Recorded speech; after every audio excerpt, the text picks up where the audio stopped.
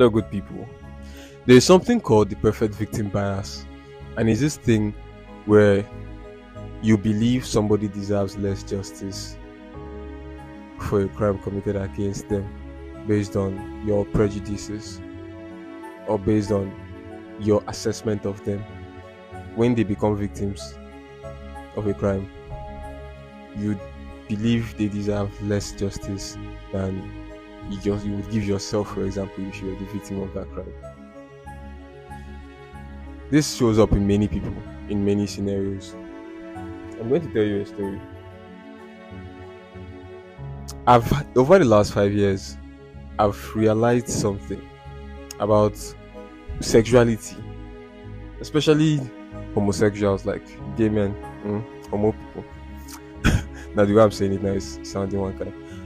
But truly, in the last 5 years, I've become much less homophobic. I used to be very homophobic before. I didn't want anything to do with gay people. I was like, I didn't understand what that was.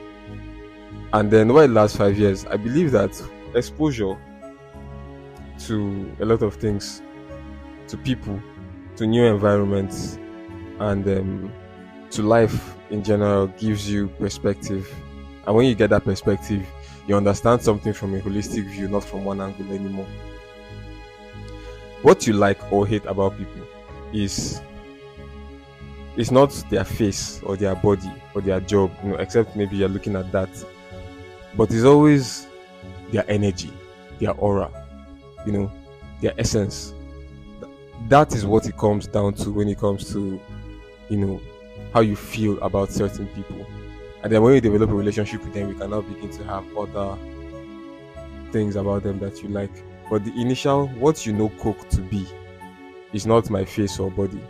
It is that soul that you feel that I have, that you know that I have. The soul that you have is what you like. And so everything else is built upon the soul. Your values and who you are is in your soul. And over time, as I've been exposed to a lot of people, I've worked in different environments and scenarios. I've worked with a lot of gay people, and I've seen and I've lived, with a gay person as well. And because of all that exposure, I realized that it also comes down to energy. Everything else builds around it. And to be fair, I believe that in this world, in the spirit realm, right? Obviously, I believe that there's a spirit realm. If you didn't know that before now, doesn't mean I believe in ghosts though. So I believe that we are in energies because the body is what exists on earth here, but I believe after death we persist, and then in that the form that we are in, which I call the soul, exists in positive and negative. So not positive and negative, sorry, masculine and feminine. So we exist in energy outside of this body. I believe our soul is energy, and the way our soul is in our body for us to exist on this plane, when we die, the soul leaves this body and goes to the plane that it belongs. And since the soul is energy, in that realm where the soul exists independently, we exist in energies, masculine and feminine. And I believe sometimes men who are effeminate have the negative soul energy, or maybe homosexual men that are effeminate have the negative soul energy. I probably don't know enough about this to say, but at this level that I am, this is my belief, this is my thinking. And that's why they behave that way, because you behave as your soul behaves. And this is to tell you that over this time, the last 5 years, I've come to conclude also that sexuality is not something that they choose. You get these people that I've met, I've had conversations with them, and I have a couple of gay friends now, and they all say the same thing when I really probe and ask these questions. They came up like that. There was never a point where they remember being totally straight and then something happened to them and they chose to start dealing with men instead. It was all that they just grew up and that's all they knew, and then they figured out, this is actually different from the norm, and they had to now navigate life like that with identities. It was never really a choice. And hearing this from about 3 different places or sources, I believed it. I believe it. Now, do you think that people can actually be converted? Maybe somebody who wasn't gay before, maybe they abused the person and then maybe in secondary school or in boarding school, you just found yourself in a situation where somebody raped you or whatever, and then you now turn gay. Is that possible? Personally, I think not. I think if that happens to you, it's just a trauma. uh I don't think it turns you and then changes you to start being attracted to men in general. Like, it's trauma, you know. So that's what I think it is. Maybe it's possible, though. You get, because there's always this situation where people will say, "Ah, this guy, they always need him to be." Before you know, he just started getting worse, and now he's totally behaving like it. I always think it has always been there. They just hid it. And recently, I heard a story from one of my gay friends too that confirmed this story. You get, yeah, he said one of his guys his friends was always like normal, but over time the guy started saying that he's tired of like living this type of life and he wants to be himself, and then he started acting more effeminate. And so I believe it's always in them, and so that lowered my judgment. Like, it's a helpless situation to be in. Thank God I like women, because if you're in that other situation, you would have to hide based on the country that you live in. So it just gave me more empathy for them. Now I made it clear that I probably still hold this thing, what they call it, some prejudice. But in my arguments with them, they would always argue on the basis of it's still because of your connection to religion. It is religion that came and take away the rights of people who are into same-sex stuff. Okay, I'm spending a long lecture now talking about gay rights. Let me focus on the episode. But I think that was a good foundation to lay before I tell you this story. So a friend of mine told me a story about something that happened to him in 2021. He was broke. He was living with a friend of his, and now this friend of mine is gay. He was living with a friend of his who, I can't remember that one, sexuality. That was not what the story was about. But that friend of his had a job, and they were both broke as hell in 2021. And that friend got a job, but didn't stay in that job for up to a month. And I think it was about 3 weeks or so, and he left. He just quit the job, like he stopped going. He didn't even tender a resignation letter. He just stopped showing up to work one day. And what happened? The owner of the business was a lot. Do I have to say what this is about? Yeah, of course. So it was a logistics company. And the owner of the business was always flirting with him. Was always trying to be sexual with his friend, and he found it very uncomfortable. And then he just quit and stopped going to work.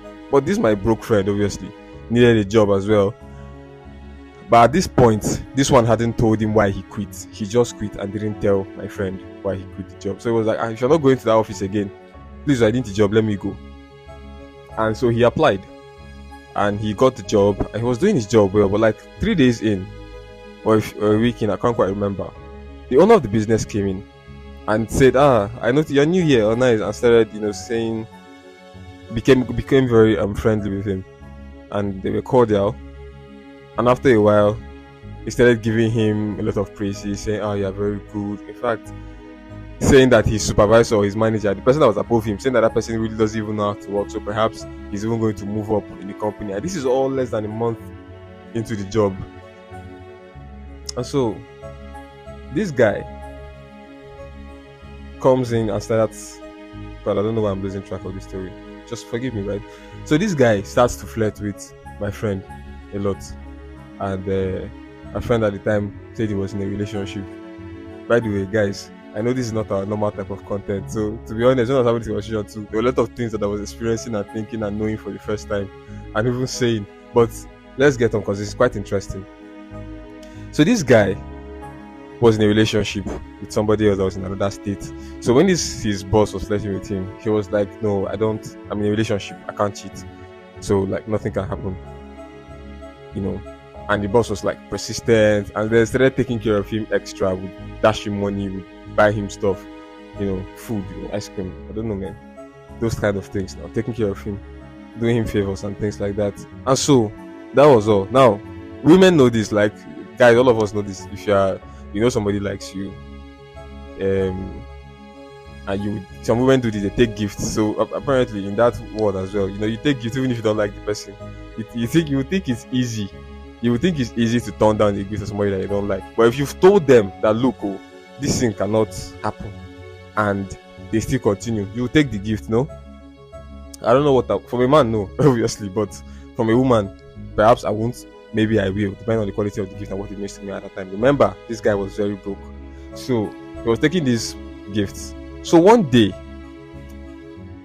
the boss was out of town, and he called him one day and like, hey, we are doing work. They are doing work in my house. Now, this boss was married with children. That's something that used to even wow me every time. Anyway, because there's so many married men with children that are dating boys, and I wouldn't know this enough for this, my friends. He called my friend up and was like, there's work going on in my house. My wife and my kids are there, but please go to help me supervise the work and, let me know how it's going. So he went to the man's house and he supervised the job and everything. And then when the guy was done, it was time to send money to the person that did the work. I don't know if it was a plumber or somebody, but when he was done, the man's transfer wasn't working. His boss's transfer wasn't working. So my friend had to pay 10,000 naira to the workman, to the plumber. And then the boss was like, I will refund you eventually. So it was like, cool. Now my friend was broke this period, like I said. So 10k was a huge deal. That probably his last money, I think he said. And so he went back home. So a few weeks passed. And then one day he didn't have any fucking money at all. And he called this man and asked him, hey, you said you were going to refund that 10k. The man said, okay, that's true. Come and meet me in the office. So at this point in the story, he told me that this guy had a job, like his boss had a job where he was working in a company, but this logistics was his business. So he comes in to the office, to his business place once in a while, but he stays at his office where he's doing his job. And so he went to the man's job because the man asked him to come to his office. And so he went to the man's job, and then the man said, hey, I said, wait. And so he waited. And then he waited for a while, and people started leaving. So it was closing time, right? People started leaving, and everybody left eventually, leaving only two of them in the office. I cannot go into the graphic description, but he tried to rape my friend, Well, it was a struggle, something, tried to pin him. He would pin him to the wall. He would force kisses on him. Oh God, this thing is like that thing that we used to see on Netflix. I'm bringing it now to the podcast. And the way you don't like to see it, the way you might not like to hear this. But this is true life, right? Was trying to kiss him, and the man is quite bigger than my friend, so he was kind of getting his way in terms of moving him around and things like that.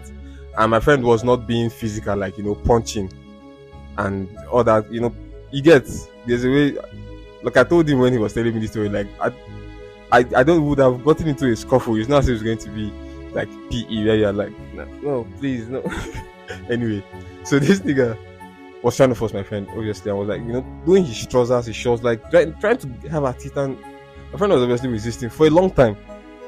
Anyway, he resisted for long enough, and the man gave up and said, please go and wait for me in the car, because he still owed him his money.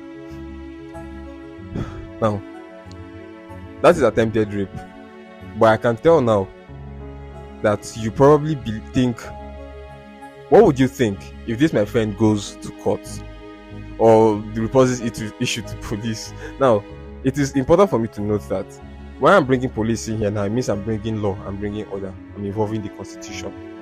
And the Constitution says two men cannot marry. The Constitution says two men cannot engage in sexual intercourse. Those are crimes. However, the existing of having that sexuality is not a crime. Like I said, I think they are born like that. So you cannot be committing a crime just like that.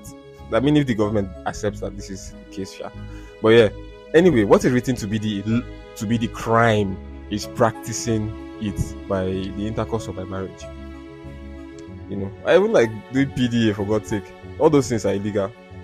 But existing in that sexuality is not illegal. So now that I've put that one down, this is attempted rape, right?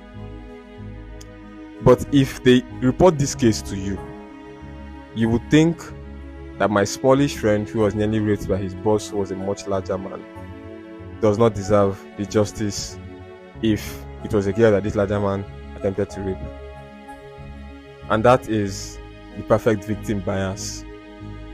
And it doesn't just show up, but this is an extreme case. But I think it is this from this case, if you can solve that bias within yourself in this case, you can solve it in every other case. Because in a case where a girl is sexually abused, she goes for a house party, she's wearing a gown, and then somebody just passes and because the gown is short, right? Passes and puts his hand underneath and just like swipes her vagina, like just that's a gruesome. That's oh my god. So somebody does that and comes. You might think, but see the kind of sketch she wore. If somebody did that inside Deeper Life Church, that brother that did it or that person that did it now, you will punish him a certain way. But at the house party, the girl with the short gown, you would think she doesn't deserve as much justice as the Deeper Life girl because of a bias that you have. That because you seem more decent in the appearance or on the outside, you should get more justice. Or since you seem less decent in the sense that you had your skin showing, you had your laps outside, that is sexy. It is arousing. So because of that, you probably deserved some of this. That is the perfect victim bias, because she's not the perfect victim. Your perfect victim has to be totally helpless and totally disengaged from the crime. However, when a line is crossed for something to become crime, it means that you had an option. Like you physically had an option. So no matter how broke, poor, lacking I am, the agency that I would have to go and steal, which is a crime, to go and rob, which is a crime, to go and kidnap, which is a crime, I have the same agency to do an alternative legal action, take an alternative legal action, maybe beg. You get? So it's only in that scenario that something is a crime. And so if it's a crime, the crime has been committed by the perpetrator of the crime. And then there should be punishment for that crime. But in the perfect victim bias, what you do is you come down to start involving the victim when they're not a perfect victim. You now start trying to involve them in a way to shift some responsibility onto them. And well, personally, I think it's a bias that we should be aware of and probably not have a lot of, because at the end of the day, everybody is like you in consciousness. Like the same way you're listening to this now, you're thinking to yourself, oh, you have this to do tomorrow, you have this problem, you exist within your body as this consciousness. Everybody else does. They feel pain just like you, they feel rejection just like you, they have traumas and past and people they miss and people they've lost and heartbreaks and dreams and ambitions and goals and regrets just like you.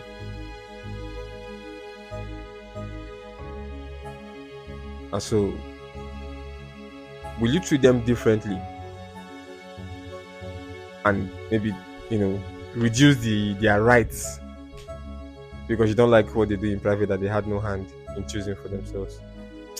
I'm like, what they do in private is not really my business, but like who they are, especially when they are vocal about it or out the closet. Sounds like a serious gay rights activist, but really some of these things they really influence how you see things, how you see people. There are so many talented people that have a lot of advantages to them. It might just be business integrity, and all these different advantages are the only marker, the only thing. One, because they might have all these qualities, right? And then there is something that's about them, which is that they're gay or they're effeminate or something like that. And in our society, that can just change your entire perception of the person completely. You throw everything else out of the water. But I sit down to look at it logically. Like if you're not trying to assault me or you're not flirting with me, because I don't know, that one I don't like. That's what I don't like at the end of the day. Like you can be gay, but if I've told you that me, that's not how I get down, then don't flirt with me. But at the end of the day, when that is not happening, there is no crime committed. And even if you're upset, let it not really affect how you treat, because they are human beings too with feelings and all that stuff. I was talking to one of my friend and he was saying something, then he just casually, sorry, I want to say casually and passively, I said passively. He just casually mentioned, because me, I don't get rights now. And it touched me, like, you don't have rights. You don't have rights. Sure, if you have human rights, that should be enough. But yeah, at the end of the day, you don't have rights to like love another man in public. With the PD, I'm not sure me I want to be seeing that, to be honest. But at least let them be treated like human beings and not be set up and thrown away from two-story buildings. Ah, no, that one is wicked. That's bad, man. It will cost you your life. This is actually, oh, it's actually a lot. Though. Anyway, that's my perspective on the issue. That's so. Tell me if there's another scenario where you have that perfect victim bias, where you have it, where you see it show up in the world. You know, I think the skeletal issue is that sense of within the column, that sense of morality you think you have, your own sense of morality, your own moral compass is what guides that and then gives you reason to believe somebody deserves less justice than another person. It is essentially what you believe is morally correct and wrong that informs that bias in you. So be aware, just let's be aware and be conscious of that happening. There's this guy I have this guy, my friend that is an atheist, and his whole thing is that he does not think the homophobia or the hatred for gay people was natural to Africans. He thinks it is something that came with religion. Even though I don't think I've studied the Bible well enough to see it anywhere inside there that you should hate these people. I don't know. But that's what he believes. If you deconstruct it carefully within yourself, now this is like homework. You think about it. Do you think it has something to do with the way we in Africa now, or Muslims and Christians, see gay people? I know religion is what really moves. More than half of the people on earth are religious, and most religions, especially the two most popular ones, Islam and Christianity, that dominate most countries that are powerful enough to make decisions and drive culture and narratives. Those countries have these religions that are highly against homosexuality. And so does that now make us as a society just become intrinsically or innately homophobic? That's his argument. But let me know what you think about it. Remember, please put your comments in the comment section. Oh, these guys, you people will just be entering my WhatsApp with the comments. I mean, I enjoy the conversations too. I just hope that or wish that you see that first message you come to comment on a WhatsApp with, put it in the comment section, and then we can have the conversation on WhatsApp in private. But I think the numbers really help us. You listen to the episode, you sharing the episode, and commenting really helps it reach new audiences that correspond with our type of content. And for the family to grow, these are the things I need us to do. Have a fantastic week. I love you guys. Bye bye.